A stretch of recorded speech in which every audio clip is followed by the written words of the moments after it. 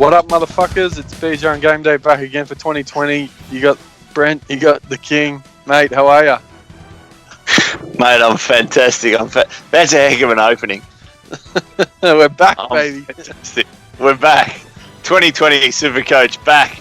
I'm pretty sure in the off-season, YouTube made us send through whether we were child-friendly. I guess that first line says we're not. But I'm sure there's not too many under-18s that are playing NRL Supercoach.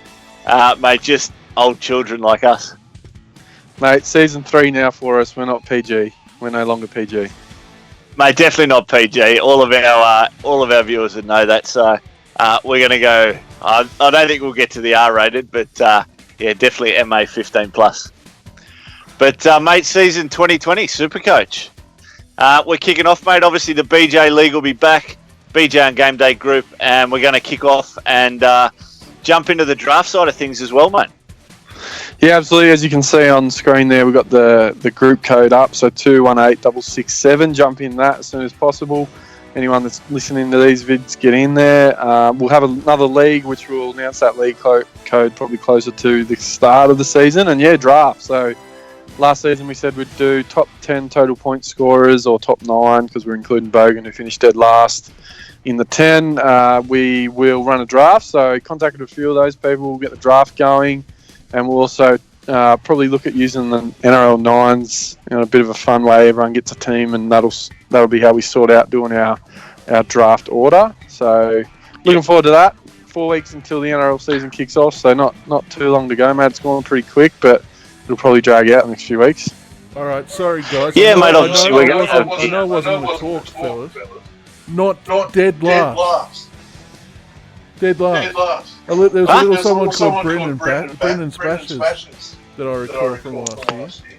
Nah, he didn't count. I've got in contact with Brendan, and he's going to be the patron of the competition. He didn't count. You can't count him the other one, as you not finishing dead last. What was the other bloke that was a firecracker in round 1 and we thought, that... And then he fucking... Yeah, because I lost to him in round 1, the bastard. What was his name? Stuart? No, I can't remember. No. He was nowhere as well. Absolute bunch of... Sorry, I thought I just had to correct the record.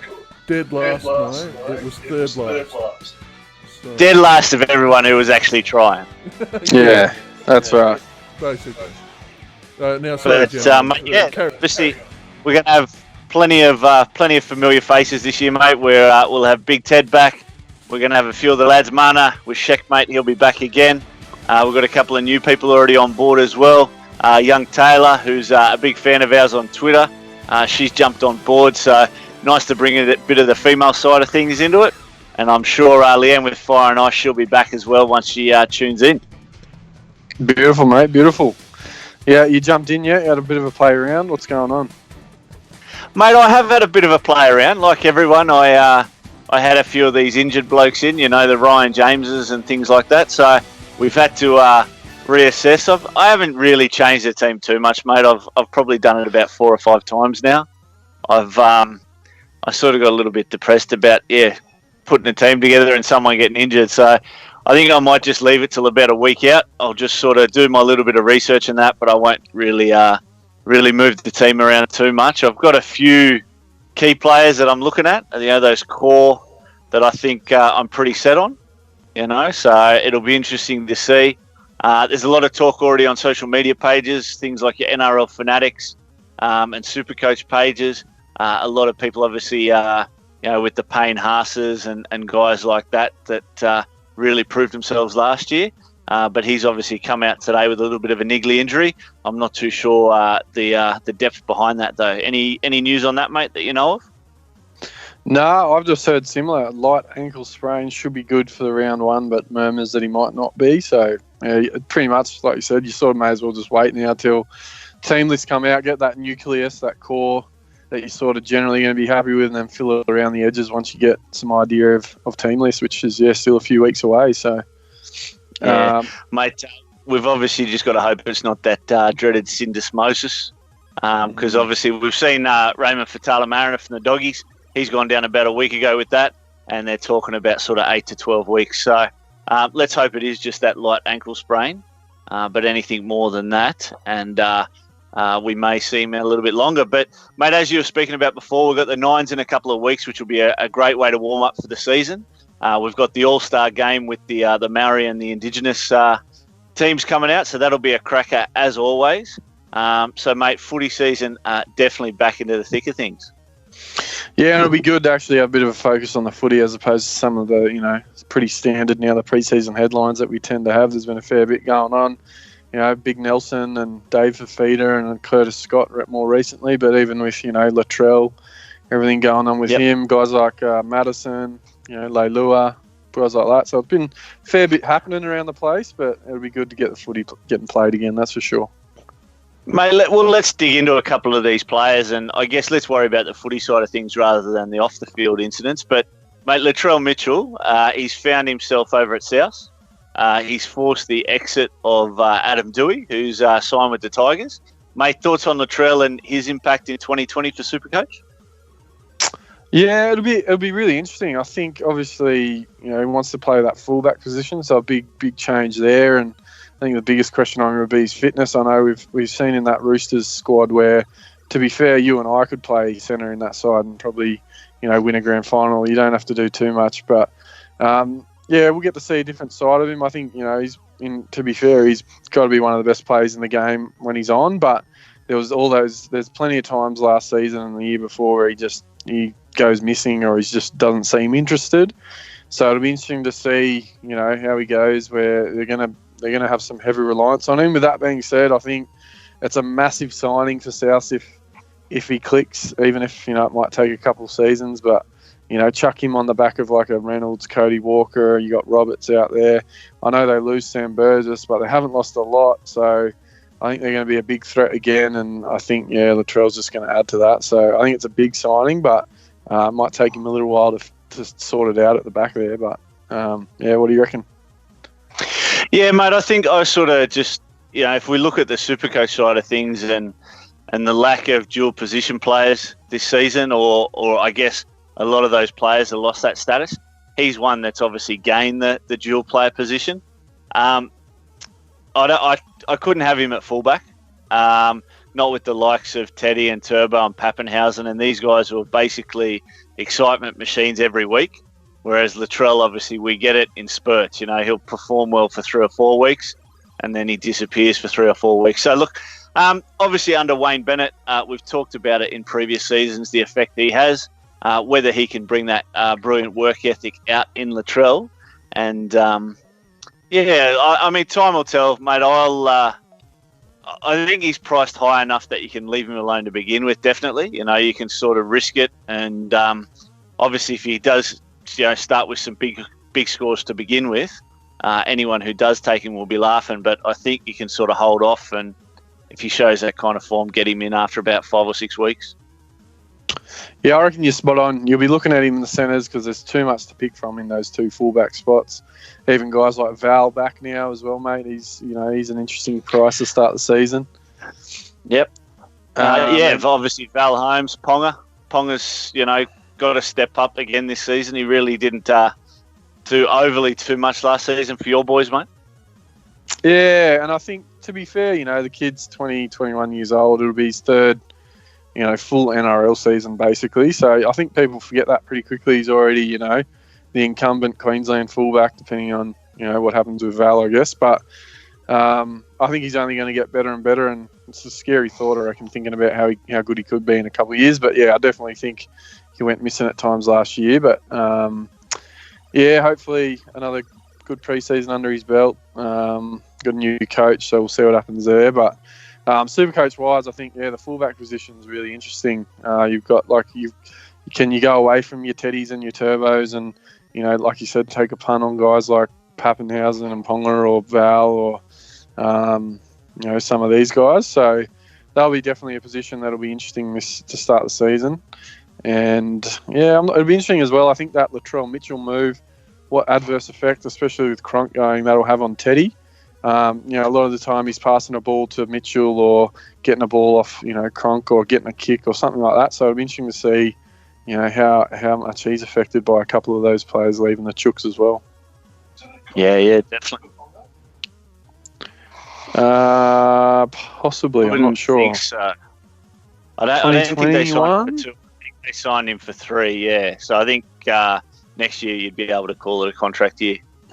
Yeah, I think he hasn't signed anything. Like, he can start thinking about it this year, and no one can talk to him until November this year because he's off contract the end of the year after. I think. But mate, you're 100% right. That fullback position is the big one for the season, and there's always a lot of talk all year about teams always looking the same and things like that, and those core players. It's definitely a position where you're not going to be able to say that. Obviously, the form on the board and the experience with Teddy and Turbo is where everyone sort of wants to get to. But as you say, if Ponga steps up, I can't imagine Val Holmes coming back straight away to the form that he left in. Obviously, when he did leave the game at Cronulla, he was, just absolutely brilliant. The change to his body and the development that he took to obviously try and get that performance in the NFL would have been a lot different. I think he's probably going to have to get a few runs in his legs. They're sort of, if you look, from rugby league, you go into the AFL, obviously, you need to go one way. You need to be able to run hundreds and things like that. The NFL is completely the opposite. It's completely explosive. So it'll be interesting to see how Val comes back. But, mate, I'm probably going to start the season with Pappenhausen. I think with the departure of Curtis Scott, Will Chambers, obviously the lot of talk around Joshie Addo-Carr leaving or not being happy and trying to get back to Sydney, mate, I'm thinking that Pappenhausen will just have to factor in more in attack, and at 500,000, at 200,000 less than your Teddies and your Turbos, with the form that he showed last season when he did actually play 80 minutes, I think, not that he's a must-have, but I think he's probably safer to have than a Teddy or a Turbo if you do drop that 50 or 100K early on with those guys. Yeah, 100% agree, Joshy. I've got him in there at the moment. I just think, what he's shown already. He hasn't even played a full season of NRL. He's got something special, that's for sure. And I don't want everyone buying him, but I think he'll be in a lot of teams. I'm not sure what the ownership percentage is at the moment, but at the moment he's definitely got one of those spots locked down for me for sure, bud. Yeah, definitely, mate. Announcement today. Obviously, a young fella. I think what was his name? Luke Thompson or Luke, someone from the UK, mate. He's signed with the Doggies. Do you know much about that lad? I hadn't even heard his name until I saw that headline today, to be honest. So everyone that comes over from England seems to be, the best thing that's ever come out of England. We've seen that headline a few times before, but we have got a good couple of gems out of him with Sammy Burgess and obviously Johnny Bateman of late. And to be fair, guys like Joshy Hodgson have been good. So it's sort of a bit hit and miss when you think about guys like Tompkins, who was meant to be the next best thing since sliced bread. But what is he, back rower?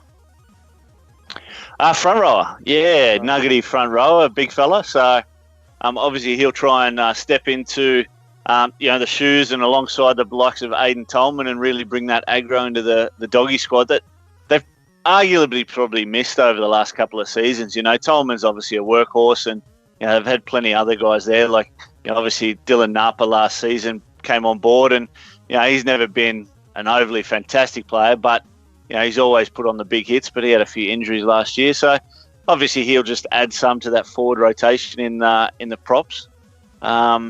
Mate, you're spot on. Obviously, we've had a few come out from the UK, and I think probably the easiest way to say it is Ricky Stewart's probably the best at spotting talent, because everyone he seems to bring to the Raiders is, are good footballers, and the UK players that have gone elsewhere, like you say, the Sammy Tompkins and things like that, are not so successful. So I'm pretty keen to see what this young George Williams does for the Raiders. Mate, any talk around town down there for him? No, again, he was one of those guys I'd never heard of until, there was rumours of Canberra signing him. I've watched, a couple of highlight reels since then. He looks very much like a running half. Throws a good short ball and that sort of thing, but he looks like he'll be one of those guys that will take the line on a bit. So He's Supercoach wise, he's an interesting prospect. I think he's around that 330k mark, and he's dual half, so you can pick him in half or 5'8". Personally, I won't be, touching the unknown. You'll get a couple of weeks to see, if he ends up, killing it, and he's going to, go up in price a fair bit. You'll be able to bring him in, but I think he's a bit awkwardly priced at 330k without knowing what you're going to get, but it looks like he's not going to be afraid to take the line on, which is, probably a good prospect for a half. Yeah, look, no, not really about him as such, but I guess from what you just spoke about there, starting with these unknowns, especially when they come over from the UK. In the halves, obviously, it's a little bit harder. We've seen their forwards come out and not so much dominate, but play well and prove that they're the elite over there at the same level as our elite. So obviously Johnny Bateman last year started bang on 400k. We're getting George Williams at 330. Now again, that's a halfback compared to a second rower, but what I do like about him is that he's moving into a form team. He's not coming over here to play for Gold Coast Titans. He's not coming over here to play for someone like that. So he is moving into a team that were beaten in the grand final. Aiden Caesar has obviously gone over to the UK, and he debuted there last week. I can't actually remember who he's playing for, but was it Giants, Huddersfield, maybe? Yeah, Huddersfield, maybe. Yeah, he had a cracker of a game last week. So, obviously Raiders have let him go to bring this guy on. My concern is obviously Caesar. There was always questions over whether he had the spot or Sammy Williams did. I'm hoping. Sammy Williams is just that sort of complete professional. He's not brilliant. He's not great, but he gets the job done. And if this George Williams shows any sort of signs of weakness or not fitting in, Ricky will have no hesitation in putting young Sammy in there at half alongside Whiten. So, mate, I think I'm going to risk it purely because of the price. I think I'll have him as my bench half.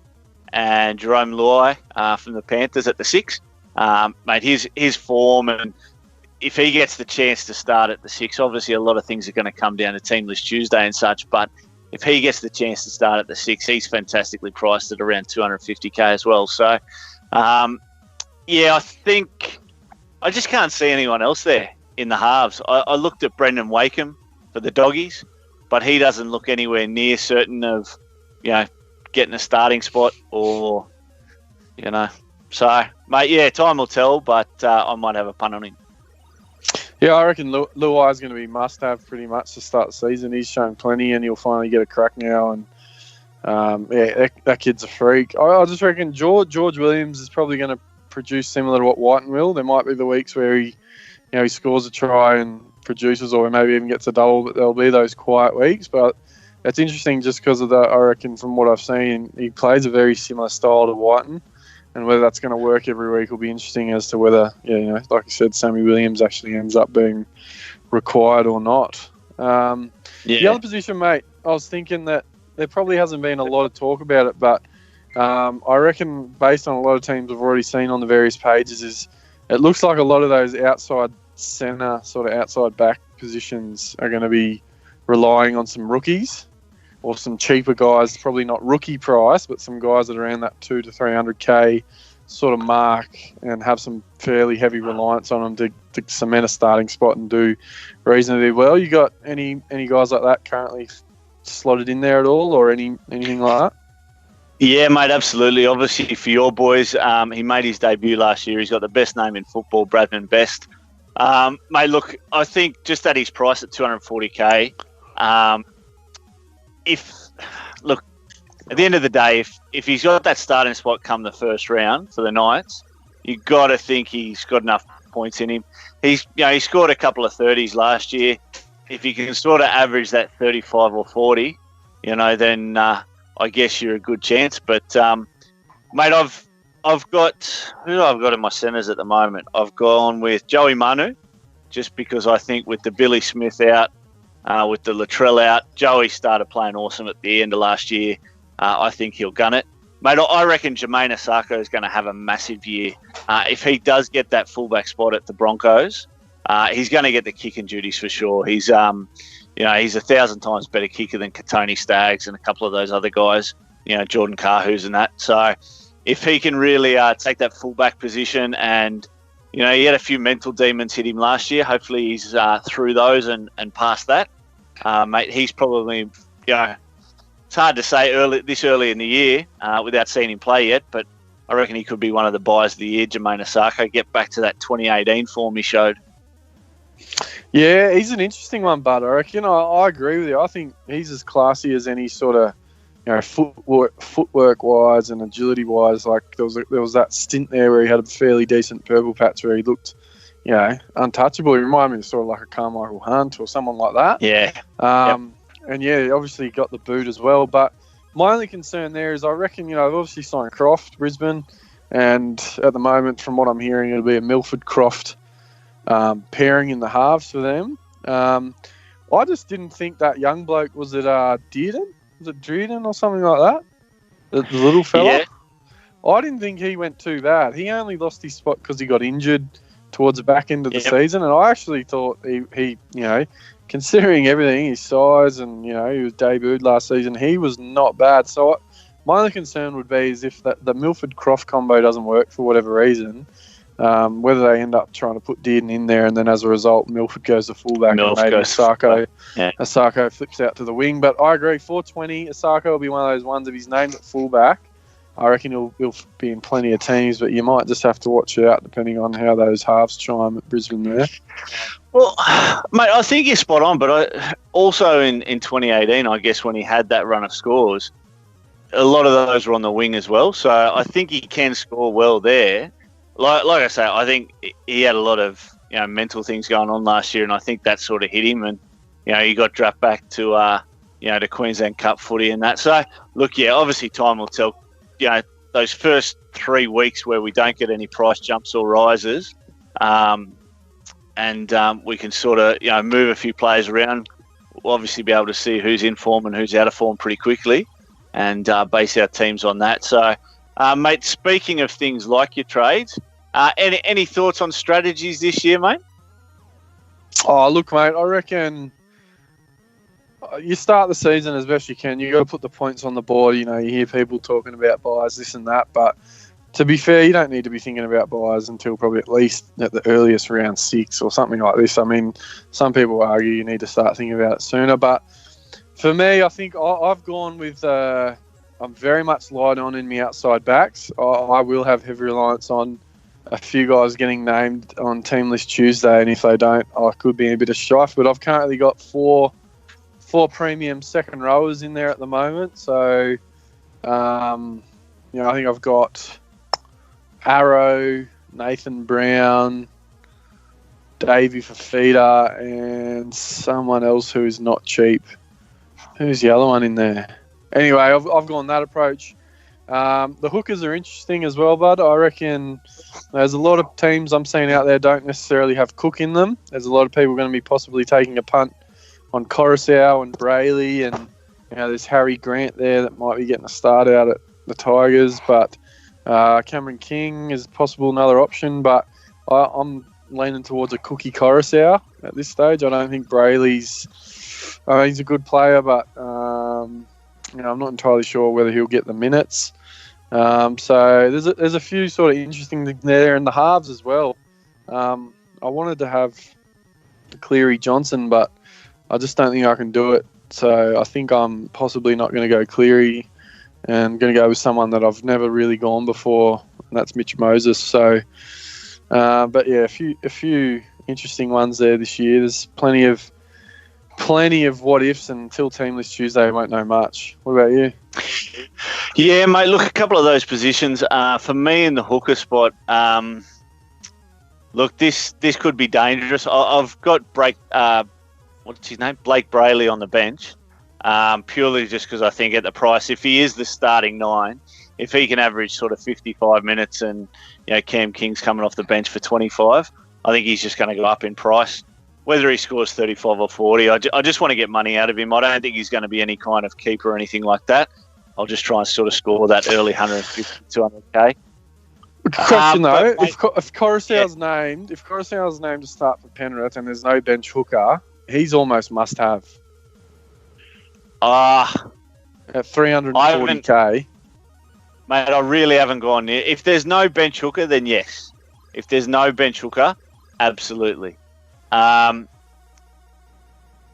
just think that what's that kid's name? That Mitch Kenny or whatever he is. That sort of Kenny. Plays that sort of Cam McInnes role, where he sort of plays second row when he needs to, but he can slot into that number 9 spot.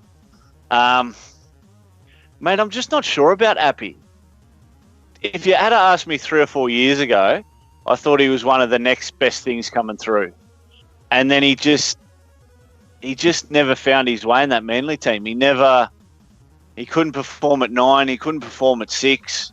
He was just mediocre. He was never one to lead the team around. He'd have a blinder of a game, but he'd still only score 40 or 50 Supercoach points, I never really felt that Appy's form on the field translated into Supercoach points.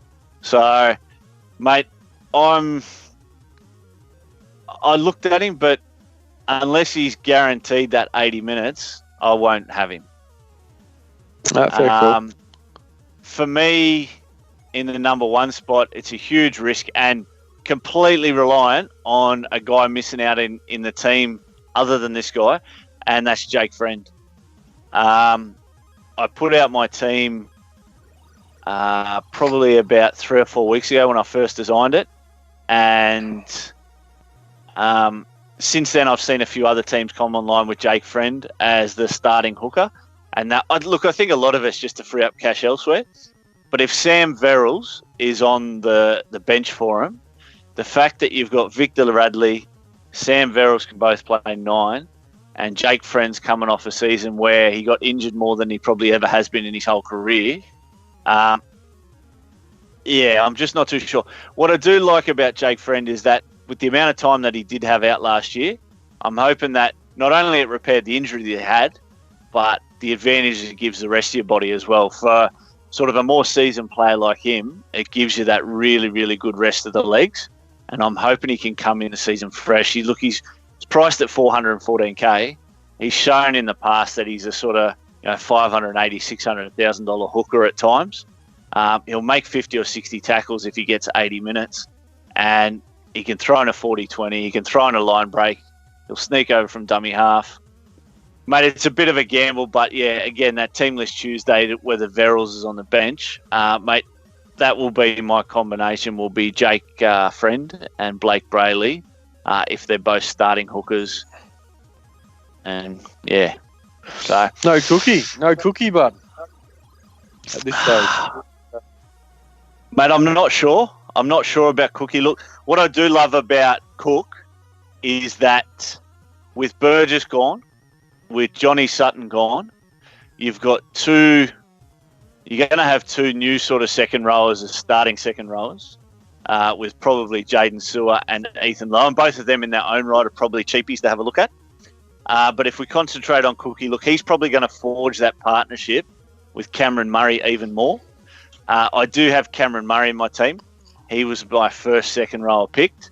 What I saw from him last year was the next good thing in the second row. Is I think he will be a New South Wales Blues stalwart for the next umpteen years. Look, he doesn't have the size of a lot of others, but you look at blokes like your Jake Trebojeviches and Cam Murray's and Victor Radley's, the smaller, more mobile guys in the second row are just having a little bit of a resurgence. So I loved what he brought in attack last year. I love what he brings in defence.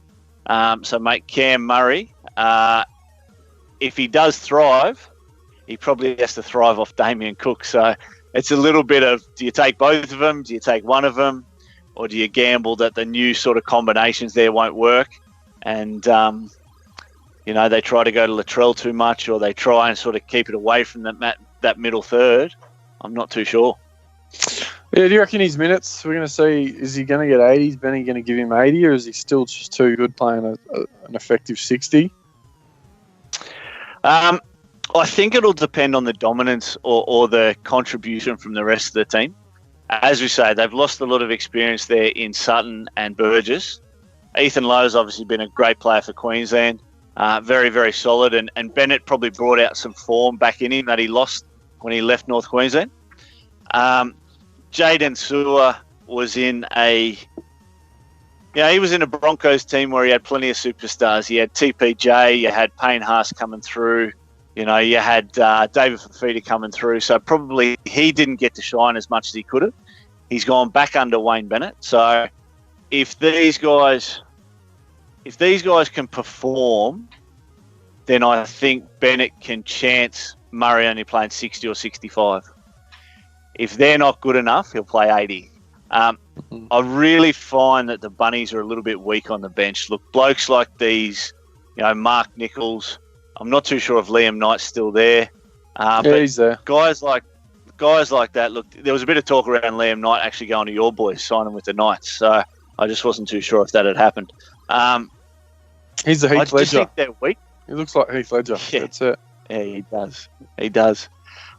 There's a good young fella actually for the Bunnies, and I'd love this guy to get a spot because he's 170,000. I don't think we'll see him. He got a few games at the end of last season. His name's Keon Kolomatangi. Mate, 171,000 odd. He had a couple of games last year, but he only sort of had 15 or 20 minutes here or there. So not even enough of an average to get him up. But mate, this kid, I've actually watched him in New South Wales Cup, Canterbury Cup. Great workload. Probably better in defence than in attack. He doesn't have too much creativity in attack individually, but definitely one I'm looking out for. He's on my cheapie list.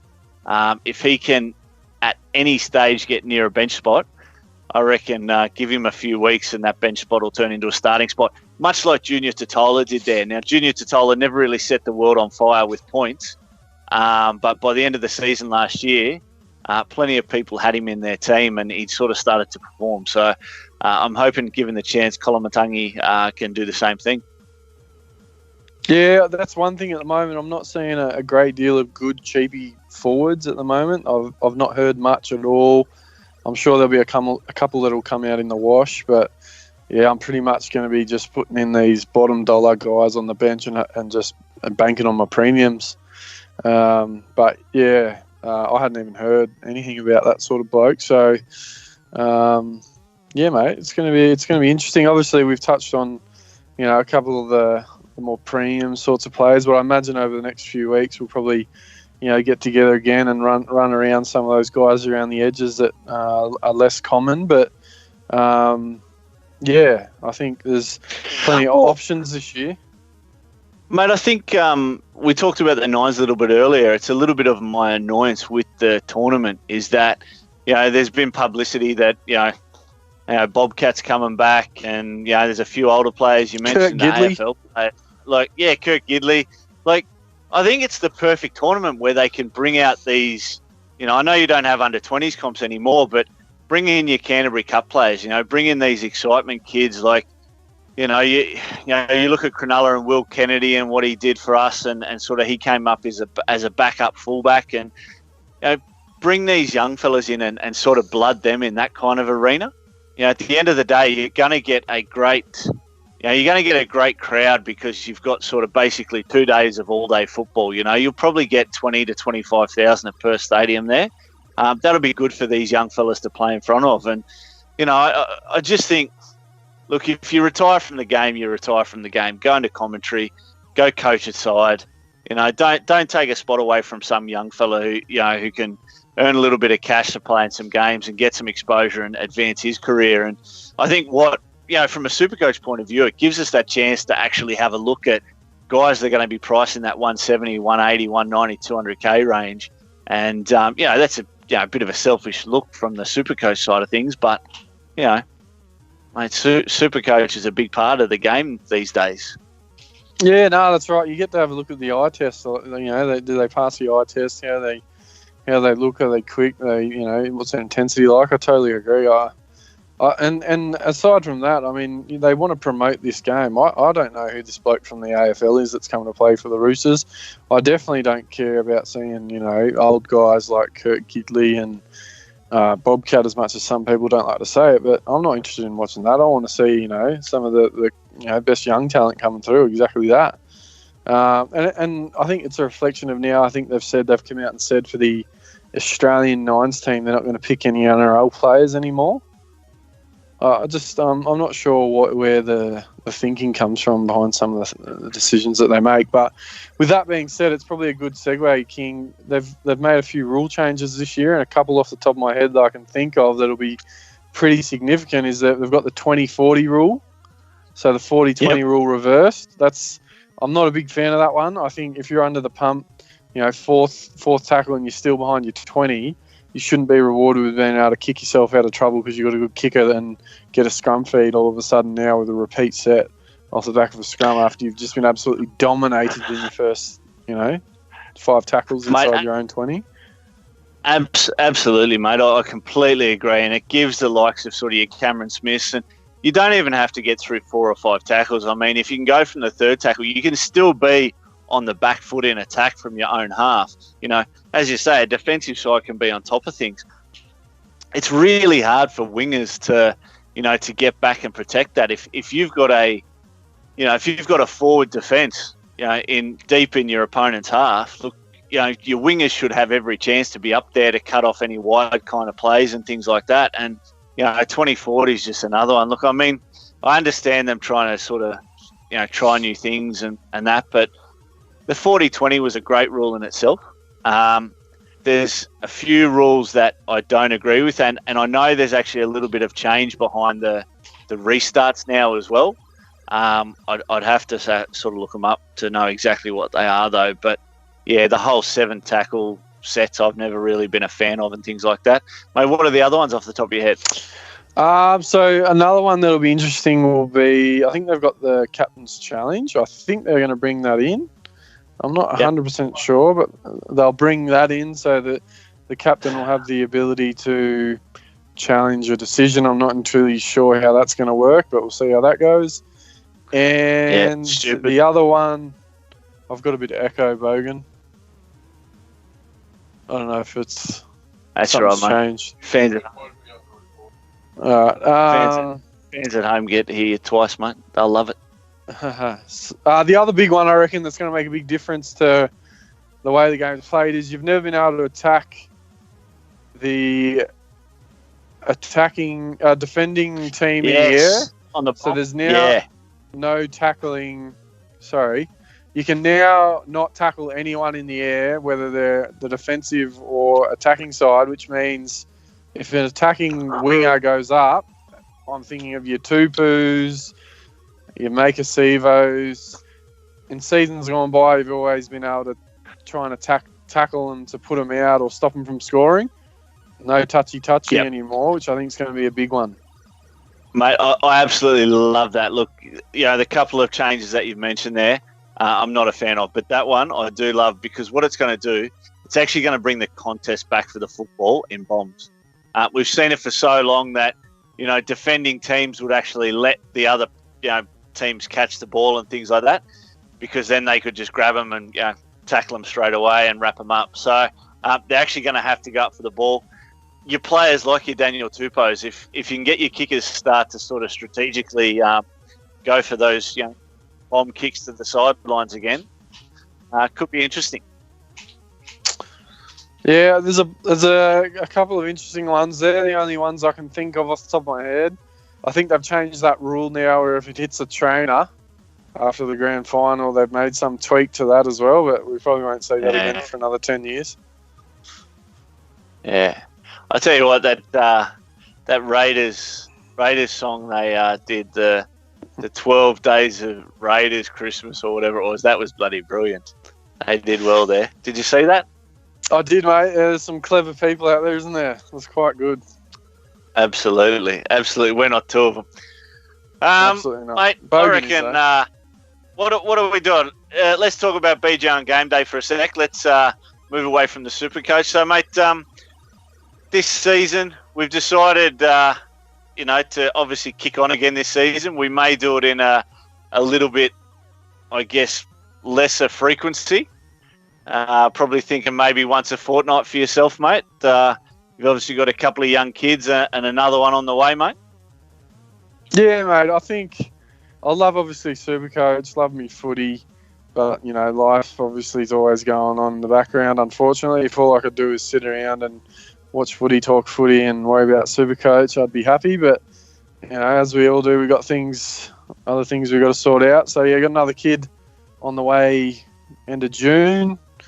And I just know that I'll probably struggle to make myself available every week. I'll do my best, but I reckon I'll be less reliable. Yeah, mate, what I was thinking was out. obviously, mate, me and the Bogan, I reckon we did pretty well on the Supercoach racing.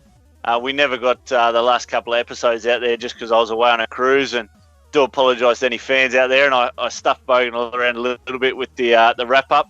I had a few things of my own going on, but I reckon obviously if you're out for the week, mate, I'm sure Bogan wouldn't mind stepping in and offering his expertise.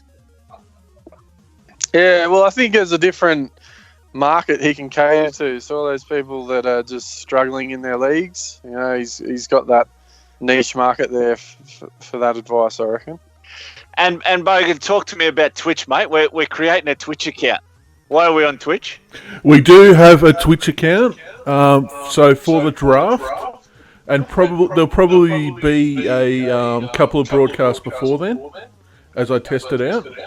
But for the draft, we're hoping to be able to stream live to Twitch and Facebook at the same time. Now correct me if I'm wrong on this one. On Twitch, we have to be PG. Not necessarily. I've already set the channel for mature audiences. Yes, good job. You just can't say words like I'm free and a whole heap of stuff. And I'm gonna have to bleep these out for YouTube though, because you can't. You don't say. And we don't say. Yeah, that's right. Cool. All right. Unless it's with a hard A, like no hard R. Yeah, that's right. Gah. Once again, so I'm gonna have to bleep out a few things in this episode because YouTube is going towards that way as well. Yeah, it's getting fucking crazy. Yeah, it's. So I reckon on the draft, what we'll do, I'll explain a bit of the draft now before I forget.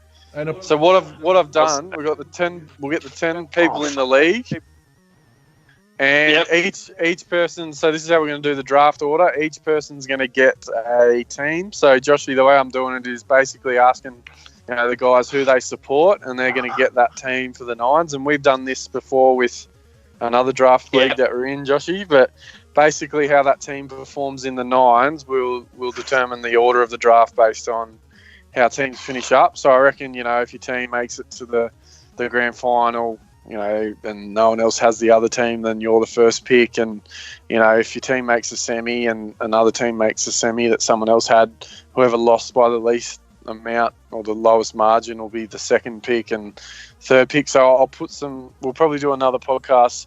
We'll have to be before the Nines, and I'd imagine we'll have the draft league filled by then with who's got what teams for the Nines, and it just adds a bit of something different to the Nines, so you might not, be too interested. But Teddy's got the Knights and Marty's got the Sharks, so we're going to have to go with a couple other teams, mate. And Bogan will have South.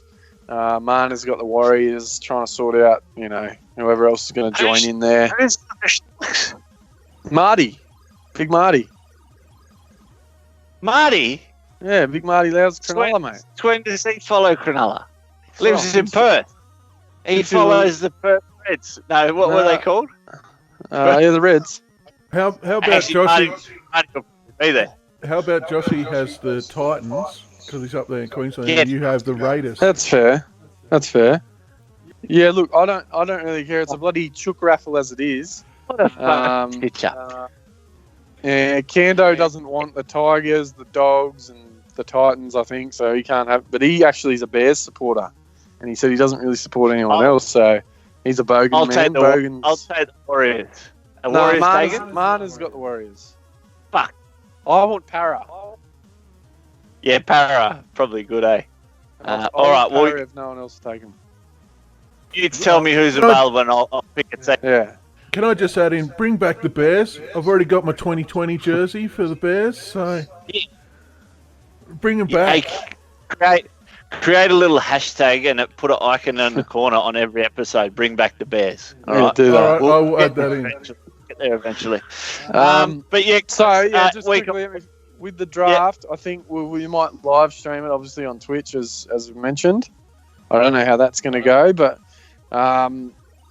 we'll start probably a Facebook group chat with most of the blokes that are in that, or the people that are in that, because most of them are on Facebook. So it'll be a bit of banter. I'd imagine we'll do updates, throughout the season, maybe weekly. We'll see what happens. But draft night shouldn't be too hard to do one of those conference calls. I know all those fucking annoying telemarketers. What do you call all those annoying people? Those network marketers and that.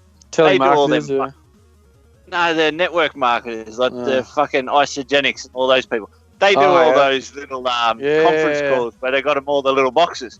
We should be able to get everyone to Skype in. Yeah. We might have to go audio only for that. If we do, because the video might kill fucking Australian tin can internet a little bit too much if we have too many people on VOD. But going back to the streaming, we're going to try and get on Facebook. I think that's where the majority of the people check up on BJ on GameDay. That being said, if we get kicked off Twitch after one episode, who gives a fuck? We probably will. The other thing is I'm fucking off Twitter. I've got no idea what's going on in the Twitter sphere. We hardly log into the account half the time, and I've got to learn hieroglyphics trying to figure out half. I'm thinking I might take over the Twitter if he's done. I never get Twitter. The only person I talk to is Taylor on Twitter. I can't figure it out. It's like every news article you read these days, right? Like they write, oh, here's a paragraph, then 10 sections of this is what they said on Twitter. Like, it's fucking stupid. I don't know what Twitter is, but anyway. Yeah, I couldn't figure it out. I'm getting old now too. It's getting beyond me. I'm the fucking oldest of all of us, and I know how to use Twitter. Like, what's wrong with you young 30-year-old boomers? Mate, I'm 30 this year. Fucking, I'm not young anymore. I'm 33 next week. Fuck, that's gonna kill me. You cunts, I'm Kids nearly 40. I'm getting old. Fuck, you have to beep that out. But what are we doing? We got all the segments coming back. We've got the trading floor. What else have we got? Are we doing these stupid challenges again? I don't know. Suggestions for challenges in the chat, please. In the maybe monthly, King. And we might only have to do 6 or 7 throughout the season. One for each month of the season that there is, or something, perhaps.